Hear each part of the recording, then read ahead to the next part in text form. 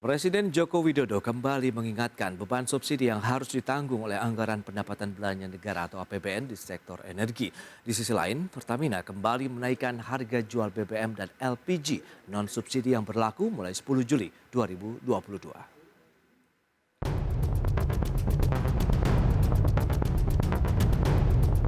Ini kita masih kuat dan kita berdoa supaya APBN tetap masih kuat memberi subsidi. Kalau sudah tidak kuat, mau gimana lagi? Ya kan? Kalau BBM naik ada yang setuju? Pasti semua akan ngomong tidak setuju. Tapi ingat bahwa kita itu masih import separuh dari kebutuhan kita, 1,5 juta barel minyak dari luar. Masih import. Artinya apa? Kalau harga di luar naik, kita juga harus membayar lebih banyak. Nggak, supaya kita semua ngerti masalahnya. Yang pertama, Demikian pernyataan Presiden Joko Widodo yang kembali mengingatkan bahwa harga bahan bakar minyak atau BBM bersubsidi yang dijual saat ini merupakan hasil subsidi dari APBN. Meski demikian, Presiden juga mengingatkan Indonesia hingga kini masih melakukan importasi BBM separuh dari kebutuhan BBM nasional sebesar 1,5 juta barel. Sementara itu, PT Pertamina melalui PT Pertamina Patraniaga kembali melakukan penyesuaian harga untuk produk bahan bakar khusus atau BBM non-subsidi, di antaranya Pertamax Turbo, Pertamina Dex, dan Dexlite, serta LPG non-subsidi seperti Bright Gas ukuran 5,5 kg dan 12 kg. Penyesuaian harga BBM dan LPG non-subsidi ini berlaku mulai 10 Juli 2022. Melihat tren ini, Pertamina Patraniaga melakukan penyesuaian harga untuk produk bahan bakar khusus atau BBM non-subsidi, khususnya Pertamax Turbo, Pertamina Dex, dan Dexlite, serta LPG non-subsidi. Untuk saat ini saya sampaikan bahwa Pertamax juga tidak ada perubahan harga. Penyesuaian ini memang terus dilakukan secara berkala sesuai dengan Kepmen SDM nomor 62 tahun 2020. Penyesuaian harga dilakukan mengikuti tren harga pada industri minyak dan gas dunia. Penyesuaian harga ini seiring dengan tren harga Indonesian Crude Price atau ICP, di mana harga ICP per Juni menyentuh 117,62 dolar Amerika per barel, sedangkan kontrak price Aramco atau CPE untuk LPG di bulan Juli ini mencapai 725 dolar Amerika per metrik ton. Dari Jakarta, Tim Liputan IDX Channel.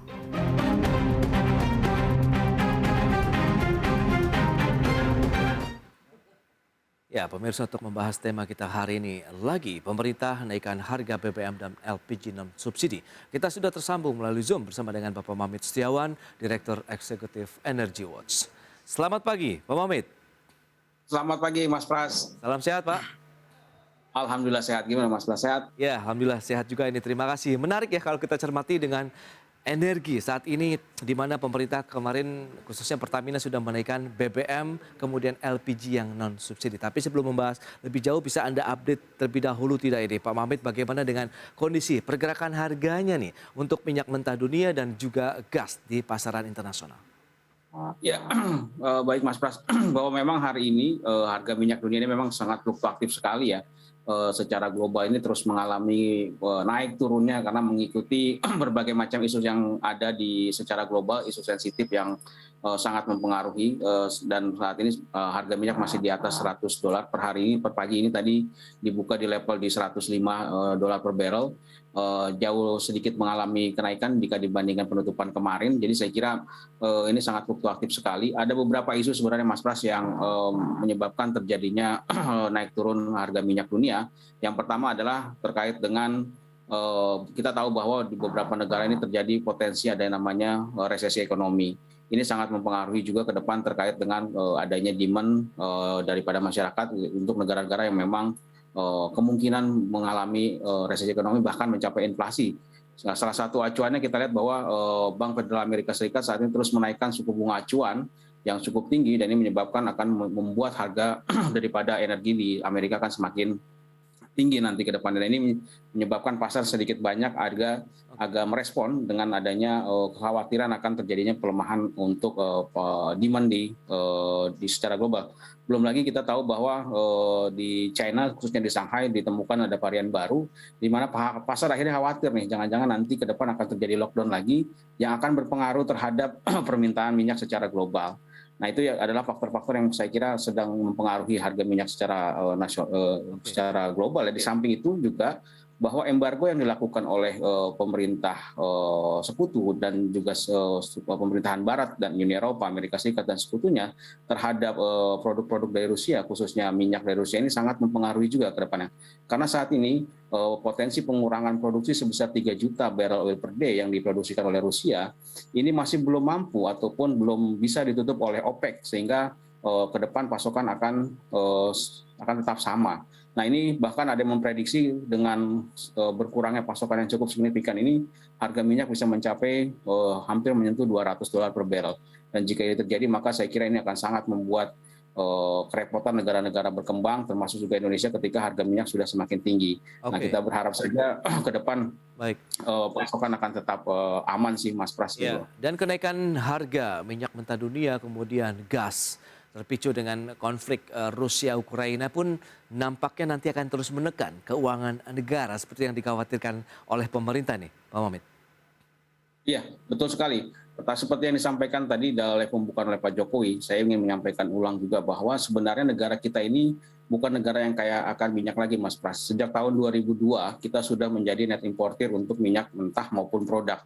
Di mana saat ini berdasarkan data produksi kita tahun ini hanya di angka 600-an ribu barrel oil per day, tetapi konsumsi kita sudah menyentuh di angka 1.200.000 sampai dengan 1.300.000 barrel oil per day. Jadi ini akan sangat menekan terhadap beban biaya negara, karena apalagi dengan saat ini kita dengan banyaknya impor ditambah juga penekanan harga nilai mata uang rupiah ini yang terus melemah, saya kira ini menjadi salah satu penyebab keuangan negara akan semakin tertekan. Karena tadi beban subsidi akan terus meningkat ya, terutama untuk jenis bahan bakar tertentu ataupun JBKP dan juga JBT dan JBKP, di mana JBT adalah solar subsidi dan juga JBKP adalah Pertalite. Ini yang sangat memberikan tekanan terhadap keuangan negara. Karena pemerintah harus memberikan kompensasi kepada Pertamina dalam hal ini selaku badan usaha atas selisih harga yang ditanggung dari nilai yang dijual saat ini dengan keekonomiannya.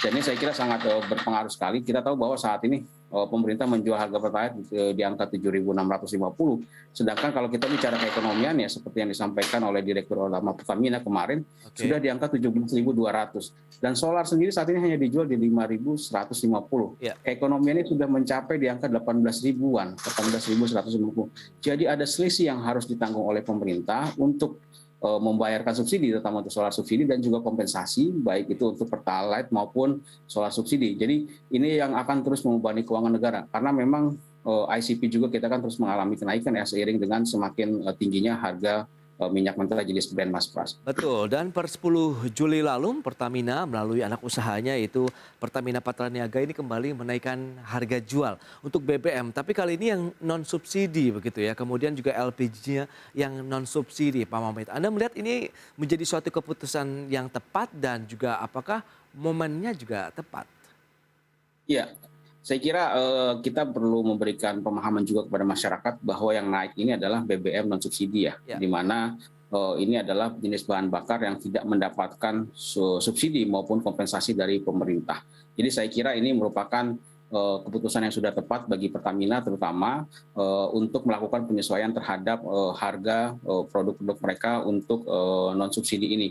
Karena biar bagaimanapun kalau kita melihat kepada peraturan Presiden nomor 69 tahun 2021, tepatnya kalau tidak salah di pasal 14A, di situ memang diatur bahwa untuk BBM umum itu memang ditentukan oleh badan usaha dengan formulasi yang diatur oleh kementerian. Dalam hal ini diatur oleh formula harga dalam peraturan dalam Kepmen SDM nomor 62 tahun 2020. Di situ memang mengatur mengenai bagaimana mekanisme penghitungannya, terus juga kapan dilakukan evaluasi terhadap produk-produk tersebut, sehingga nanti badan usaha bisa melakukan penyesuaian terhadap harga produk-produk umum tersebut. Tetapi Mas Pras, kalau kita lihat berdasarkan perhitungan yang saya buat saat ini, jika saya mengacu kepada formula dalam Kepmen ESDM nomor 62 tahun 2020, harga yang dinaikkan oleh Pertamina saat ini masih jauh di bawah keekonomian.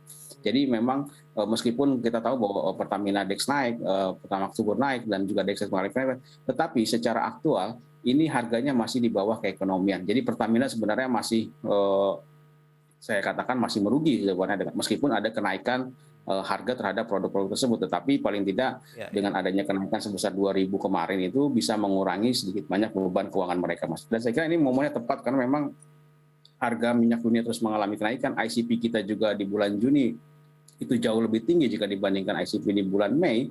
Jadi untuk meminimalisir terjadinya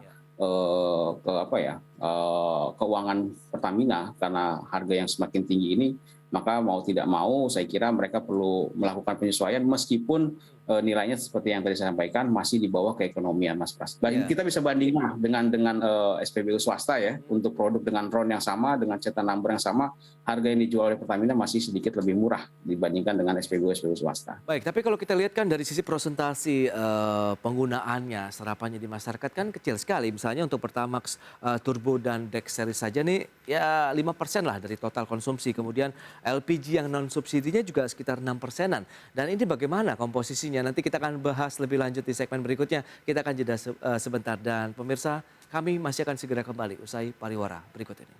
Baik pemirsa, langsung saja kita akan sampaikan infografik untuk Anda terkait dengan kenaikan harga BBM non subsidi. Ya, seperti yang bisa Anda saksikan di layar televisi Anda, dari sisi kenaikan harga BBM non subsidi per 10 Juli 2022, Pertamax Turbo dengan RON 98 harga semula Rp14.800 per liter, saat ini menjadi Rp16.500 per liter. Kemudian Dex dari Rp14.000 menjadi Rp16.850 per liter. Dex Lite dari Rp13.250 menjadi Rp15.350 per liter. Sementara untuk LPG jenis Bright Gas ini yang 5,5 kg dari Rp91.000 menjadi Rp104.000 per tabung. Kemudian yang Bright Gas 12 kg dari Rp189.000 menjadi Rp215.000. Lantas bagaimana dengan perbandingan harga keekonomiannya? Ini kita akan cermati. Pertalite ini adalah yang masuk dalam BBM bersubsidi saat ini. Dari Rp7.650 per liter yang saat ini dijual, harga keekonomiannya sebenarnya ada Rp17.200 per liter. Sehingga di sini pemerintah memberikan subsidi yang tadi sudah disampaikan oleh Presiden Joko Widodo. Begitu ada beban subsidi dari APBN sekitar Rp9.550 per liter untuk Pertalite. Sementara Pertamax yang memang tidak masuk dalam BBM bersubsidi, tapi ini dari sisi harganya pun dari keekonomiannya cukup jauh, Rp12.500 dibandingkan dengan Rp17.950 per liter dari harga keekonomian, sehingga ada disparitas harga sekitar Rp5.450 per liter. Kemudian biosolar atau B30 dari Rp5.150, sementara harga keekonomiannya di Rp18.150 per liter, atau ada subsidi di Rp13.000 per liter. Kemudian LPG yang bersubsidi juga kita lihat Rp4.250 per kilogram. Ini harga keekonomian seharusnya di Rp15.698 per kilogram, dan ada subsidi di Rp11.448 per kilogram. Kita akan lanjutkan kembali perbincangan bersama dengan Bapak Mamit Setiawan, Direktur Eksekutif Energy Watch. Ya, Pak Mamit, berdasarkan data yang sudah disampaikan, harga kenaikan yang sudah dilakukan oleh Pertamina begitu, ini kemungkinan masih akan berlanjut tidak potensinya, mengingat harga keekonomian Anda katakan tadi sebenarnya masih ada disparitas juga nih meskipun sudah dinaikkan. Saya kira yang namanya produk PBB umum ini pasti akan selalu menyesuaikan terhadap harga minyak mentah dunia ya. Dan juga pastinya terhadap kurs mata uang rupiah kita, karena ini adalah dua faktor utama terkait dengan harga BBM secara nasional gitu kan ya.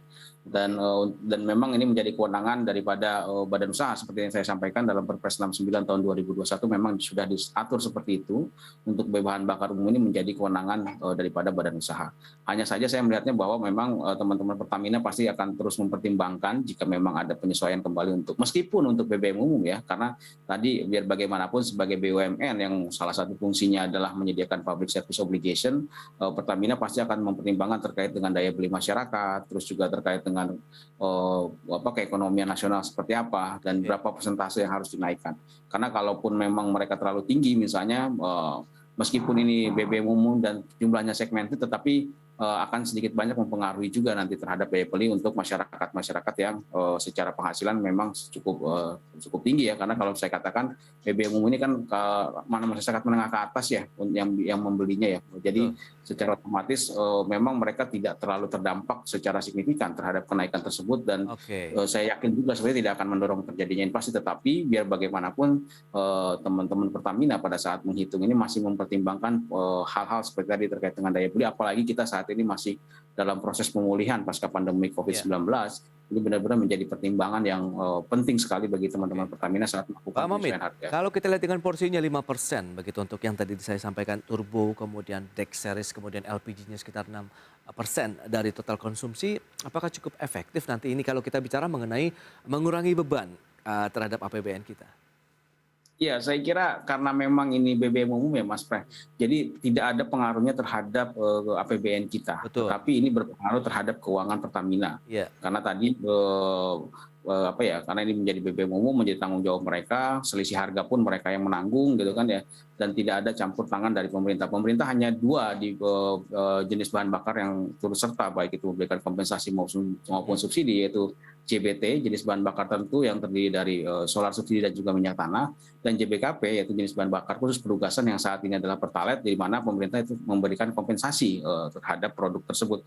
Jadi kalau untuk bahan bakar umum, sejauh ini menjadi aksi korporasi Pertamina sendiri ketika melihat harga minyak dunia terus mengalami kenaikan, ICP mengalami kenaikan, kurs mata uang rupiah terus mengalami kenaikan juga, maka mau tidak mau, suka tidak suka, mereka harus melakukan penyesuaian meskipun hanya sedikit sekali porsinya ya. Betul. Gitu kan ya. Tetapi paling tidak ini bisa membantu mengurangi beban keuangan mereka di tengah tekanan harga minyak dunia yang terus mengalami kenaikan, Mas Pras. Baik, tapi kalau kita bicara mengenai beban keuangan yang harus ditanggung sendiri oleh Pertamina begitu, apakah nanti ini kuat sampai seberapa lama begitu? Apakah nanti juga akan ada keterlibatan pemerintah di dalamnya dengan kerugian yang semakin bertumpuk yang harus ditanggung oleh Pertamina ke depan?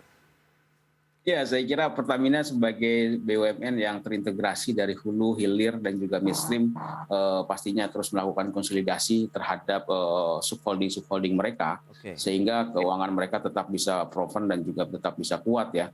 Memang di satu sisi di sektor hilir mereka mengalami kerugian yang cukup signifikan saya kira gitu kan ya, di tengah tekanan harga minyak dunia, tetapi pemerintah kemarin juga sempat hadir dan saya sangat mengapresiasi langkah pemerintah juga ketika pemerintah membayarkan dana kompensasi dan juga subsidi kepada Pertamina kemarin ya, belum lama ini, adalah membuktikan bahwa pemerintah juga sebenarnya peduli terhadap Pertamina.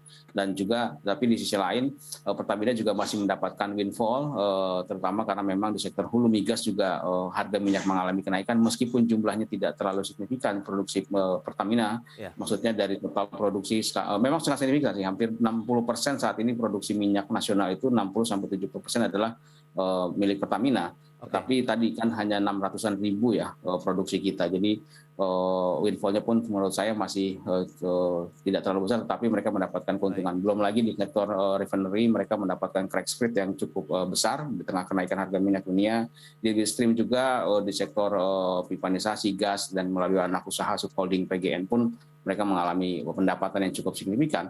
Saya kira ketika ini dilakukan konsolidasi secara keseluruhan, maka Pertamina masih mampu bertahan lah untuk menanggung beban kompensasi ataupun beban subsidi yang sementara ini harus mereka lakukan terlebih dahulu. Karena kalau tidak, mereka pasti akan saya kira akan cukup teriak lah kalau mereka memang dalam posisi yang Oke, nah lantas bicara mengenai perbandingan harga keekonomian, apakah dengan upaya-upaya penyesuaian di harga BBM umum ini menjadi sinyal nanti bahwa yang subsidi ada peluang juga atau potensi untuk dinaikkan? Tadi sudah disampaikan harga keekonomian ini sebenarnya disparitasnya cukup luar biasa sih dengan jumlah subsidi yang harus dibayarkan oleh pemerintah melalui APBN. Ya, saya kira Pak Jokowi sudah memberikan sinyal 2 kali ya mengenai hal ini gitu kan ya, bahwa pemerintah, mudah-mudahan pemerintah kuat, Ya. mudah-mudahan pemerintah sanggup untuk menahan beban yang begitu besar ya. Tetapi saya melihatnya ini sebagai salah satu edukasi kepada masyarakat yang dilakukan oleh Pak Presiden bahwa sebenarnya kondisi keuangan kita sudah cukup tertekan dengan kenaikan harga yang cukup signifikan. Oke. Oleh karena itu Presiden sepertinya menghimbau kepada masyarakat untuk lebih berhemat lagi, lebih wise lagi dalam menggunakan energi kita khususnya BBM ya, sehingga bisa terus membantu pemerintah untuk mengurangi tekanan di dalam APBN kita. Tetapi sebagaimana kita ketahui Mas Pras, kemarin pemerintah dan juga DPR sudah sepakat ya Oke. untuk menambah beban subsidi sektor energi sebesar 520 triliun di tahun 2022 ini.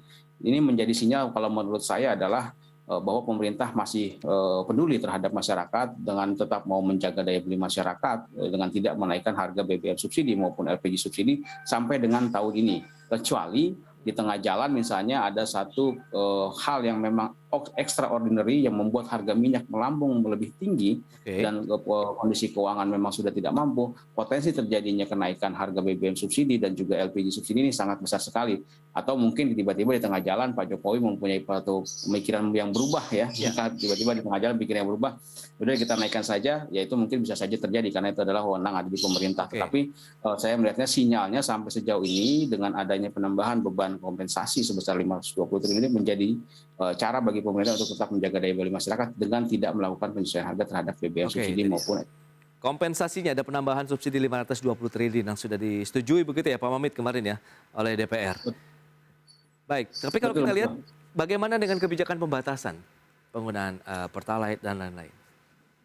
Ya, apa yang dilakukan oleh Pertamina saat ini saya kira patut kita dukung ya kalau menurut saya, karena tanpa ada pembatasan maka bisa dipastikan over kuota terus terjadi ya seperti yang yang kemarin-kemarin terjadi lah. Tahun ini saja kita sudah menganggarkan ataupun sudah menyiapkan kuota sebesar 23,5 juta untuk Pertalite, tapi seperti yang disampaikan oleh Direktur Pertamina pun dengan adanya program My Pertamina, adanya pembatasan ini potensi terjadinya over kuota itu masih cukup besar, hampir 3,6 juta kiloliter di mana nilainya mencapai 20,6 triliun.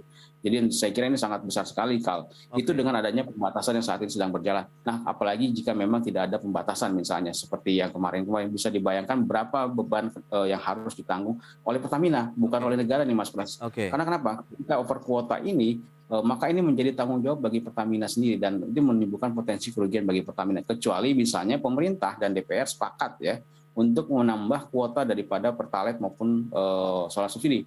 Yang Berarti tahun ini importasi bisa lagi dong?